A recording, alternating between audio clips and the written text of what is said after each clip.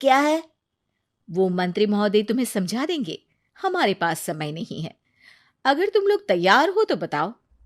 हाँ हाँ, हम तैयार है किसी भी परीक्षा के लिए।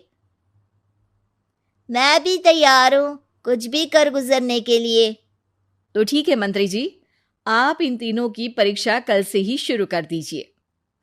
जो आ गया रानी साहिबा। अगले दिन से ही तीनों की परीक्षा शुरू हो जाती है। पहले शारीरिक परीक्षा, यानी किस में कितना है दम, ये देखेंगे हम। क्योंकि शरीर में दम होगा तभी तो प्रजा की सेवा में दम लगा पाओगे। आ, हमें क्या करना होगा? वो पेड़ दिख रहा है, जो सबसे पहले चढ़ेगा उस पे दरबार में नौकरी पाने के अवसर उसी के बढ़ जाएंगे।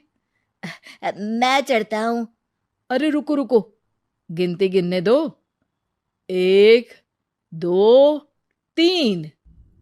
3 की गिनती के बाद रमेश और सुरेश भागकर पेड़ के पास गए, मगर दिनेश आराम से पेड़ के पास गया। जैसे ही रमेश और सुरेश आधे पेड़ तक चढ़ गए, दिनेश ने उन दोनों की टांग पकड़ के उन्हें नीचे गिरा दिया और खुद पेड़ पर चढ़ गया। दिनेश की जीत हुई। अरे लेकिन इसने बेईमानी की। बेईमानी नहीं की, बुद्धि लगाई। शरीर के दम के साथ दिमाग में भी दम होना चाहिए, क्यों मंत्री जी?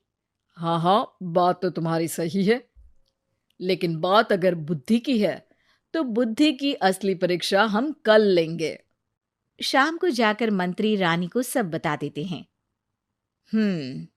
यानी दिनेश उन सब में ज्यादा होशियार है। जी रानी साहिबा। अगले दिन तीनों की बौद्धिक परीक्षा का समय होता है। आज हमें क्या करना है मंत्री जी? थोड़ा सब्र करो, कल जल्दबाजी में ही हारे थे तुम। सही कह रहे हैं मंत्री जी। अरे तू क्यों ज्यादा बोल रहा है? तू भी तो हारा था ना कल। ए दिनेश, ज्यादा होशियार मत बन। अरे अरे अरे, लड़ो मत। आज की परीक्षा पर ध्यान दो। आज की बौद्धिक परीक्षा में ये कुछ बोरे हैं, कुछ में नमक है और कुछ में रुई। जिसको जो ले जाना है उठा लो। देखते हैं कि कौन जल्दी से कोई भी एक बोरा नदी के उस पार लेकर जाता है। समय शुरू होता है अब। तीनों बोरों की तरफ बढ़ते हैं। सुरेश, नमक की बोरी भारी है, ले जाने में मुश्किल होगी। हाँ हाँ, सही कह रहा है, रुई हल्की है, हम दोनों रुई लेकर चलते हैं। अरे भाई, मैं तो नमक लेकर जाऊंगा।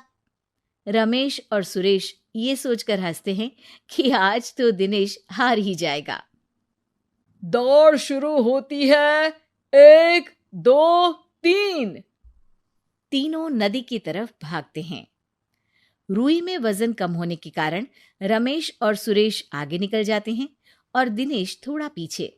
पर जैसे ही वो सब नदी में जाते हैं, दिनेश की बोरी का नमक गलने लगता है और वजन कम हो जाता है, जबकि रमेश और सुरेश की रुई में पानी भर जाता है और बोरी का वजन बढ़ जाता है। अरे ये इतनी भारी क्यों हो गई रमेश? अरे मुझे क्या पता, शायद जादुई बोरी है। अरे लगता है कि हम बेवकूफ बन गए। बने नहीं हो, तुम हो ही बेवकूफ। इतना तो पता होना चाहिए कि पानी में नमक गल जाएगा। दिनेश का पूरा नमक गल जाता है और बोरी खाली हो जाती है। वो जल्दी से रेस पूरी कर लेता है। इस परीक्षा के विजेता भी दिनेश ही हैं। उसने दिमाग लगाकर दिखा दिया कि वो बौद्धिक परीक्षा में भी रमेश और सुरेश से आगे है। अब कल तुम्हारी देशभक्ति की परीक्षा होगी, जो स्वयं रानी मां लेंगी। रात को फिर मंत्री रानी के पास जाकर बता देते हैं कि आज की परीक्षा में कैसे दिनेश ने अक्लमंदी दिखाई और बौद्धिक परीक्षा में भी उसी की जीत हुई। अरे वाह, दिनेश तो हमारे बहुत काम आ सकता है। हम उत्साहित हैं कल की परीक्षा के लिए।